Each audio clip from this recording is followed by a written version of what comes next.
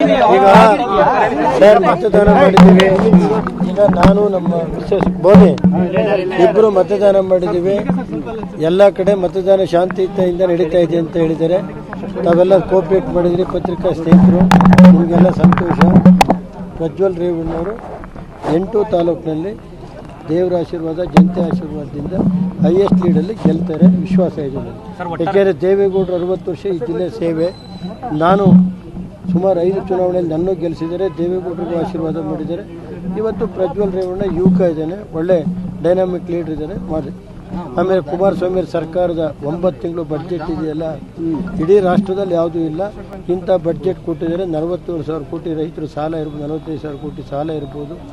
ಮತ್ತು ಹಲವಾರು ಕಾರ್ಯಕ್ರಮಗಳು ಇವತ್ತು ತೆರಿಗೆ ಭತ್ಯೆ ಇರ್ಬೋದು, ಅಥವಾ ಓಲ್ಡ್ ಏಜ್ ಪೆನ್ಷನ್ ಇರ್ಬೋದು, ಅಥವಾ ಇನ್ನು ಅಕ್ಕಿ ಕೊಡೋದು ಮುಂದುವರಿಸಿರೋದು, ಹಾಲಿಗೆ ರೇಟ್ ಕೊಟ್ಟಿರೋದು ಇವೆಲ್ಲ ಇದೆ.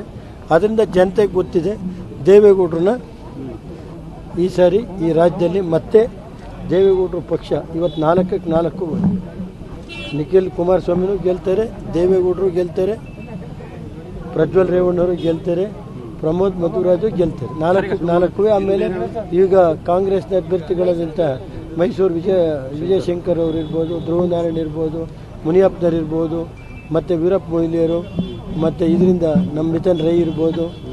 ಆಮೇಲೆ ಇದು ಚಿಕ್ಕಬಳ್ಳಾಪುರ ಆಯ್ತಾರೆ ವೀರಪ್ಪ ಮೊಯ್ಲಿ, ಕೋಲಾರ ಮುನಿಯಪ್ಪನವರು. ಅಷ್ಟು ಗೆಲ್ತೀವಿ, ಕನಿಷ್ಠ 10 ಸೀಟಾರು ಗೆಲ್ತೀವಿ. 14 ಎರಡನೇ ಹಂತದ್ದು ಅದನ್ನು ಕೆಲಸ ಮೈತ್ರಿ ಪ್ರಚಾರನೆ ಮಾಡ್ತೀವಿ. ಬನ್ನಿ ನಾವೆಲ್ಲ ಒಟ್ಟಿಗೆ ಹೋಗಿ.